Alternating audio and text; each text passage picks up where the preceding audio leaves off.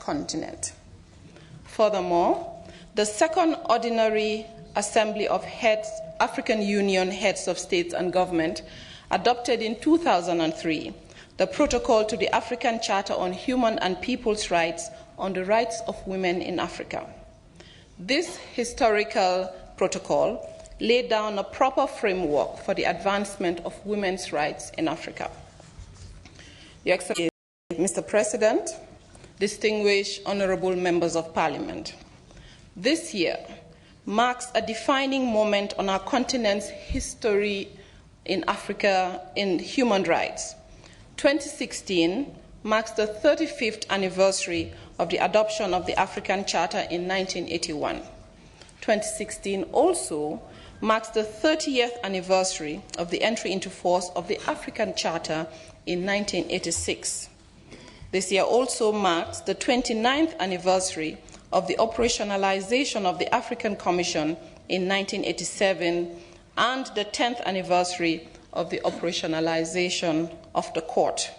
The African Union, therefore, is justified in declaring 2016 as the African Year of Human Rights, with particular focus on women.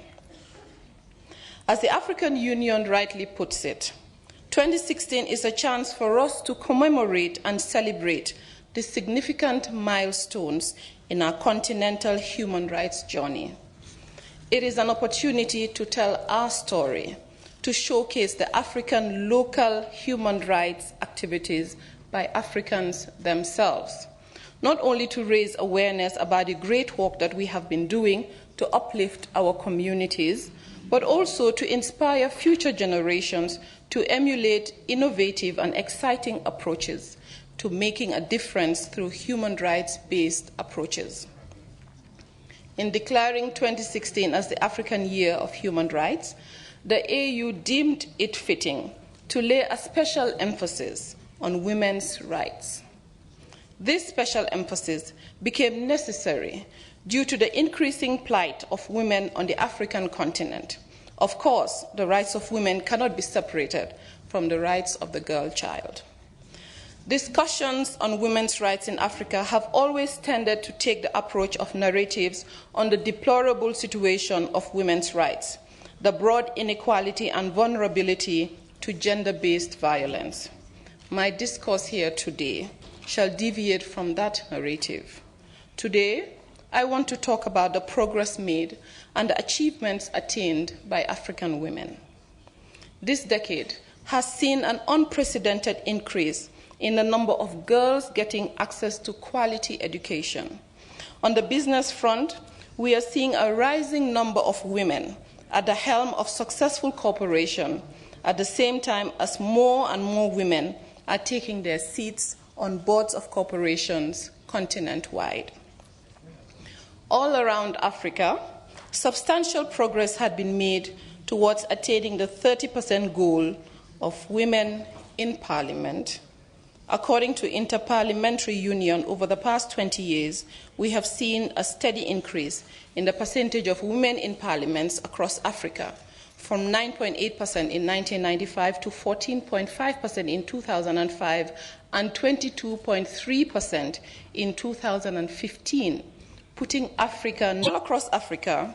Women are breaking old barriers and setting new records, be it from the boardrooms or to the homes as our mothers, sisters, and wives. It is therefore very important that we recognize and celebrate these achievements so that they may serve as an inspiration to all women and girls across the continent, that if others can do it, so can they, that they can one day become whatever they want to be, so that they believe that women can become economically empowered to afford to provide for their families, that young women everywhere can have access to adequate reproductive health facilities, that little girls everywhere may dare to dream to one day becoming a head of state, a minister, a member of the Pan-African Parliament.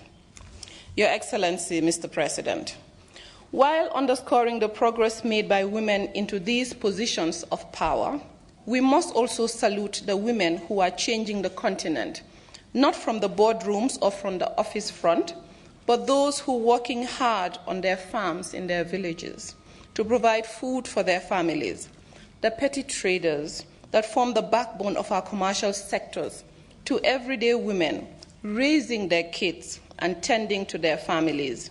These two are heroes, or should I say sheroes, who are worth celebrating. With all the progress made, there are times like this when we as women need to pause and reflect on what use we have put all these powers and opportunities to. What have we done over the years with the opportunities we have had? Have we contributed our fair share to national development?